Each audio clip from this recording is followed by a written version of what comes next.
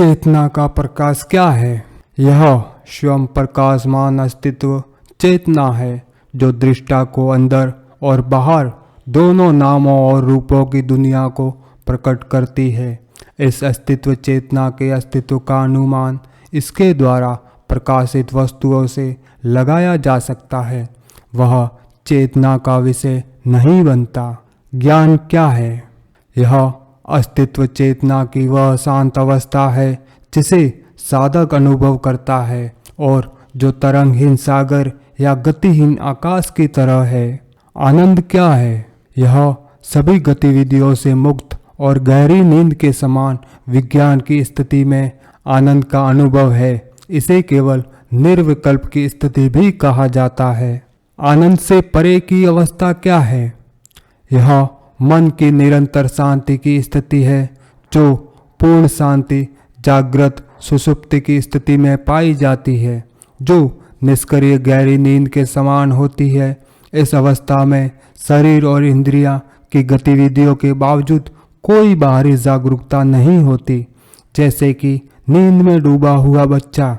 इस अवस्था में रहने वाला योगी क्रियाकलाप में संलग्न रहते हुए भी निष्क्रिय रहता है। इसे सहज निर्विकल्प समाधि भी कहा जाता है। यह कहने का अधिकार क्या है कि संपूर्ण चर और अचर जगत स्वयं पर निर्भर है।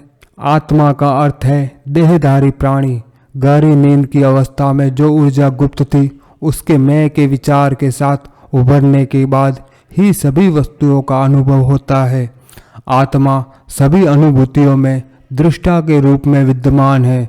जब मैं अनुपस्थित होता है तो कोई वस्तु दिखाई नहीं देती।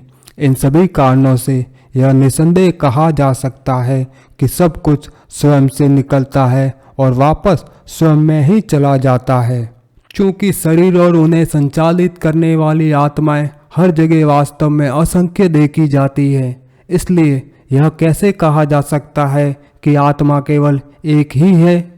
यदि यह विचार मैं शरीर हूँ स्वीकार कर लिया जाए तो आत्मा अनेक है। जिस अवस्था में यह विचार लुप्त हो जाता है वह आत्मा है, क्योंकि उस अवस्था में कोई अन्य वस्तुएं नहीं होती। यही कारण है कि आत्मा को एक ही माना जाता है। यह कहने का अधिकार क्या है कि ब्रह्म को मन द्वारा समझा जा सकता है और साथ ही यह भी कि उसे मन द्वारा नहीं समझा जा सकता है। इसे अशुद्ध मन द्वारा नहीं समझा जा सकता है, लेकिन शुद्ध मन द्वारा समझा जा सकता है। शुद्ध मन क्या है और अशुद्ध मन क्या है?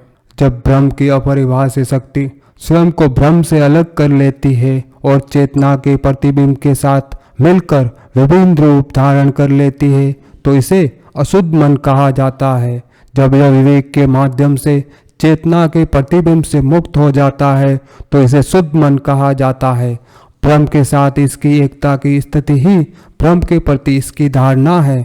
वह ऊर्जा जो चेतना के प्रतिबिंब के साथ होती है अशुद्ध मन कहलाती है और ब्रह्म से अलग होने की उसकी स्थिति ब्रह्म के प्रति उसकी अनासक्ति है।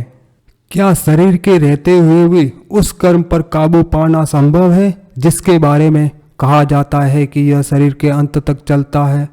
हाँ, यदि कर्ता जिस कर्म पर निर्भर करता है अर्थात अहंकार जो शरीर और स्वयं के बीच अस्तित्व में आया है, अपने स्रोत में विलीन हो जाता है और अपना स्वरूप खो देता है, तो क्या कर्म जो अकेले उस पर निर्भर करता है जीवित रहेगा? इसलिए जब कोई मैं नहीं है तो कोई कर्म नहीं है। चूंकि आत्मा अस्तित्व और चेतना है, इसे अस्तित्व और अस्तित्वहीन चेतन और अचेतन से भिन्न बताने का क्या कारण है?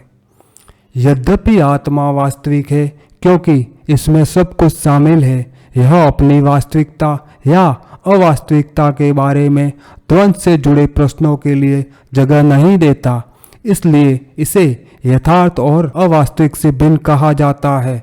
इसी प्रकार यद्यपि यह चेतना है, चूंकि इसके पास जानने या बताने के लिए कुछ भी नहीं है, इसलिए इसे चेतन और अचेतन से भिन्न कहा जाता है।